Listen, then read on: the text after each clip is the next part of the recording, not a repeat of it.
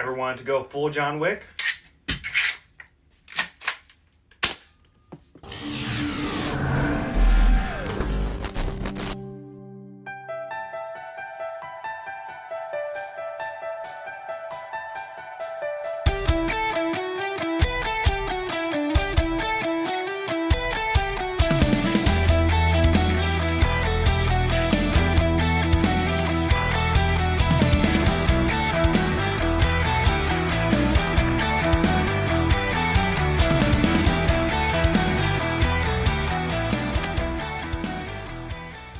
Greetings audience, I'm Boomstick, and today we're going to be talking about the Zinc, specifically the Zinc 2.0.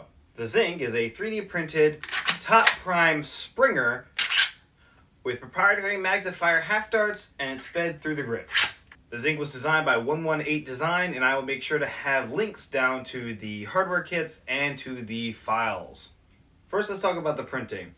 There aren't actually that many pieces that go into the Zinc, so printing it all out really doesn't take that long at all. There is a decent amount of supports, and you really want to make sure that you clean up your parts really well if you want to have a good time. And that is especially true for your mags. If you want your mags to feed well, both with darts and for feeding into the blaster itself, definitely make sure you're getting a good quality print out of these, or at least doing a lot of cleanup on them. Now after you got it printed out, now you got to put it together, and that's where things get tricky. Now, the 2.0 is a lot easier to build than the 1.0 from what I've been told by others who have built it. There's also a handful of us in Maryland who have built Zincs with a varied success.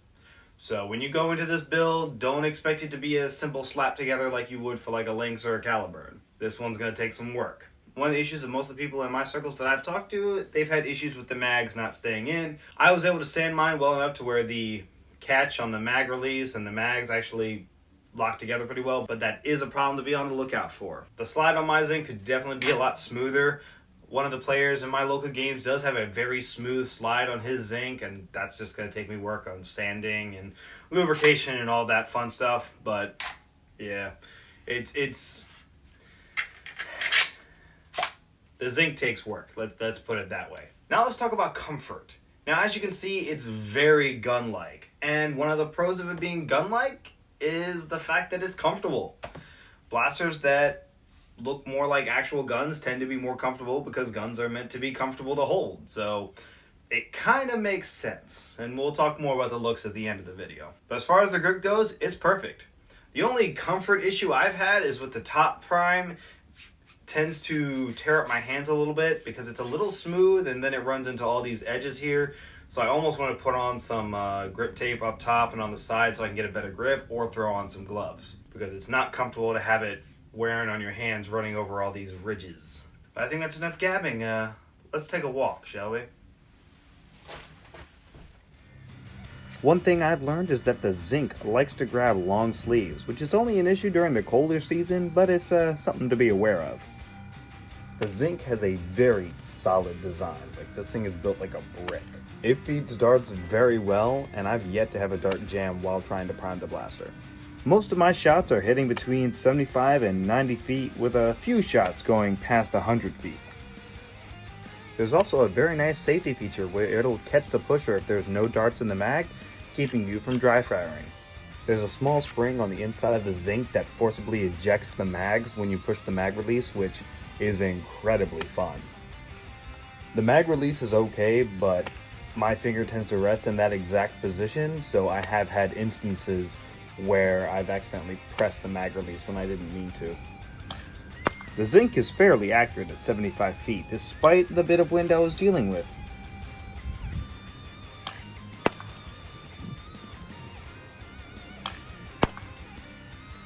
When firing the red max darts, most of my shots were in the mid 170s, which is rather impressive considering the Zinc's size.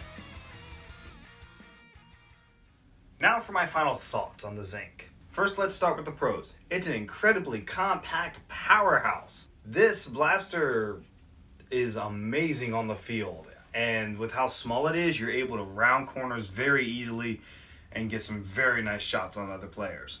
And as far as cons go, really it requires a lot of tuning. You gotta pour a lot of love into the Zinc to get it working beautifully. And mine works well. It could definitely work better, but it works well enough for me for now. I do plan on going in and putting some more love into it, trying to get to work out those little bit of kinks to get it to working nice and smooth. The other big con for me is just this slippery top. It's not a comfortable prime, unfortunately. Like, I can get it to work just fine, but it's not comfortable, and it does wear on my hands throughout the game just because of all these ridges here.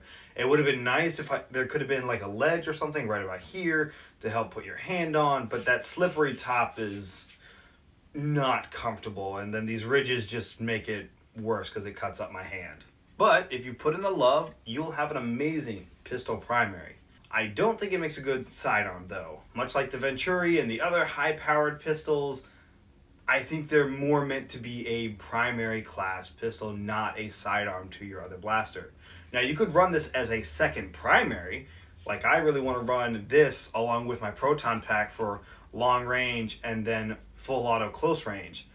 But I don't think I would classify this as a sidearm. But that's a video for another time that I'd really love to get into with you guys, so let me know if you want to hear more thoughts on that. And now the elephant in the room, which I'm obviously getting to last, the shape of the blaster.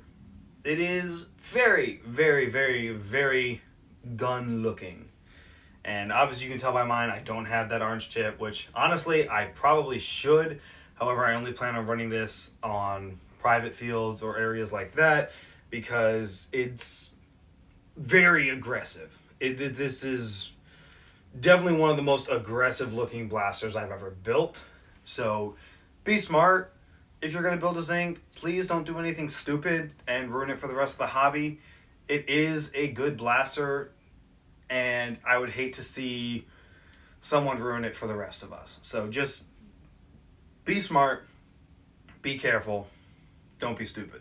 Now, if you guys have any thoughts on the Zinc, about how it looks, how it performs, let me know down in the comments down below. I'm really curious to know what you guys think. I know it can be a bit of a hot topic to discuss more realistic looking bodies on blasters. So let me know. And if you guys would like to help support the channel and be one of these lovelies over here and get this lovely sticker in December, I'm really proud of that one. Go ahead and head on over to my Patreon. If you sign up for any time between now and through the rest of December, you will be receiving one of my Patreon exclusive stickers. So check it out. But if you don't want to do that, you can always help out the channel by commenting, hitting like, subscribing, hitting the bell, all that fun stuff. Really appreciate you guys sticking around to watch the video, and hey, I'll see you in the next one. Boomstick out.